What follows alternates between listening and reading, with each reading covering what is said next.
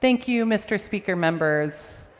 There's a lot of good things in this bill about transparency and making sure parents have access to library records, but unfortunately there's some very problematic definitions in the bill that quite frankly leave this bill very vulnerable to the same sort of constitutional challenges that HB 900 had after last session.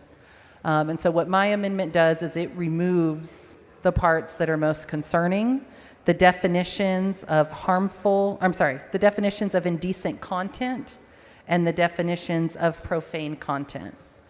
Members, I can understand why the authors of this bill thought it might be a good idea to take FCC standards and port them onto books, but unfortunately those are really, that's putting apples and oranges together. Broadcast standards are different because of the fact that people can end up encountering broadcast beyond their will. People could walk into a grocery store and hear what's on the radio. People could turn on their TV and be surprised by something without even a chance to change the channel.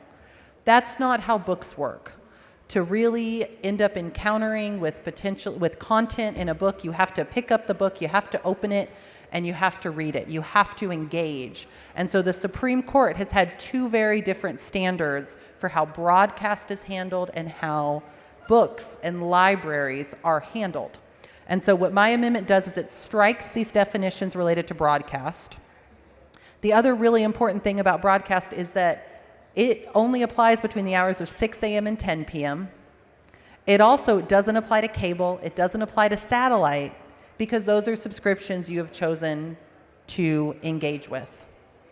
And the other really important thing about broadcast is that how offensive something is depends on the time of day because of the age of child that might see something. There are things that are allowable in the 9 o'clock TV slot that would not be allowable in the 4 o'clock right after school gets out slot. You're not going to put Grey's Anatomy on at 4 p.m. in the afternoon. We all know that.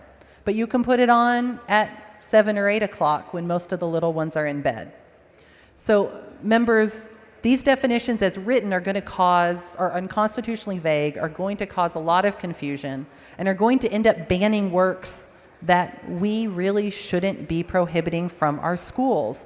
Works that many of us have probably read and engaged with when we were in school. Members, this could end up banning the things they carried. A beautiful war story written by an author who resides in Texas and teaches at Texas State University, Tim O'Brien. Members, that's one of the most widely read war novels by high school students. And do you know what word that book uses a lot? Well, I'm not going to say it because we got a lot of children here, but the word starts with an F and has 4 letters. And members, you're going to find that consistently in novels about the experience of war, is that there's a lot of use of profanity. But here we have a definition that is going to say books cannot be on library shelves if they have profane content. And we don't have a lot of clarity on how profane they have to be to apply. Members, this could apply to All the Pretty Horses, another book about Texas. Lonesome Dove, as Representative Tallarico raised earlier.